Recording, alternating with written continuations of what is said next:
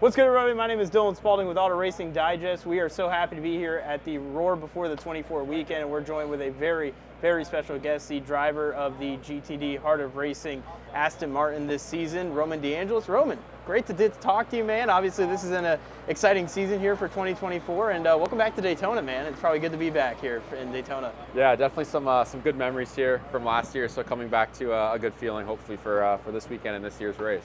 Talking about this season, obviously, new car for you guys this year, or I guess updated car, some new changes that you guys have with that new Aston Martin over there. How are you feeling heading into this year, and how are you feeling about the new car and some of the changes that have been made here with the new Aston Martin? Yeah, so definitely all positives. They're not going to update the car or build a new car in a negative way. Yeah. So happy with how it's gone so far.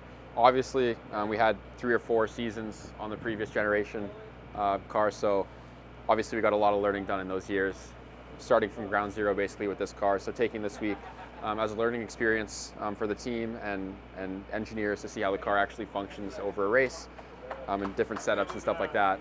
With that being said, though, the car's been phenomenal already. So hopefully by the time we're halfway through the race, we have enough knowledge to hopefully be in the front. What has been the biggest difference from last season's car to the new changes now that have came with this season, and how has that tested you as a driver, especially with this weekend? And obviously you guys were here for testing as well back in early December. So what has kind of been that big change that's really stood out to you and that maybe changed some things for yourself as a driver?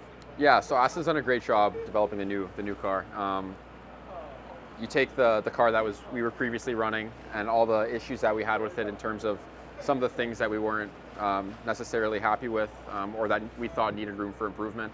And they've basically taken all those things and done the job to improve it. Kind of had a list together of what they needed to work on, and they did just that. So all aspects, in my opinion, are changed. And it's, they did a really good job with the car. So like I said, lots of time to develop and see, where we can get it into the proper window. Different car, different setups. Obviously, the guys on the team have nailed down the setup of the previous car, and now we're just trying to work through this one. So. Last season you won this race in the GTD class, and that's obviously this race is special. You know how special it is. All these drivers know how special it is. What is, as a driver, what do you think the most grueling part about this race is, or what do you think the biggest challenge is? I mean, this race changes, the weather changes, parts may break or things may happen. So for you as a driver, what has kind of been the biggest challenge, or maybe the biggest thing that goes into racing a race like this and maybe some of the other endurance races on the schedule? Yeah, I think Daytona in general and all these endurance races, it's just longevity and luck. I think a lot of it comes down to that at the end of the day.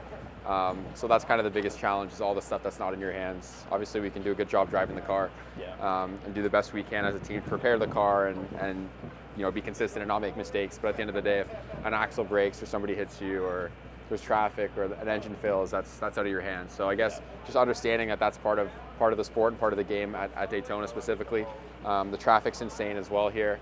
Lots of cars, obviously, which is a great thing for IMSA, a great thing for the fans. Makes it a bit harder for us, but it'll be a grueling 24 hours as it always is. So. Now I got 2 more questions. One, we're doing this with a lot of different drivers this weekend and also next weekend. We got to ask, pre-race playlist. What are you listening to prior to getting in the car? Like what's that playlist looking like for you? Yeah, I have a very strange taste in music. I can listen to country, I can listen to rap, rock, R&B, whatever you can name. So I have a playlist and it has 100 genres on it. And I click play and see what happens. I'm not too picky before I get in the car. So whatever comes on, usually good, and whatever genre that might be, I'm not sure.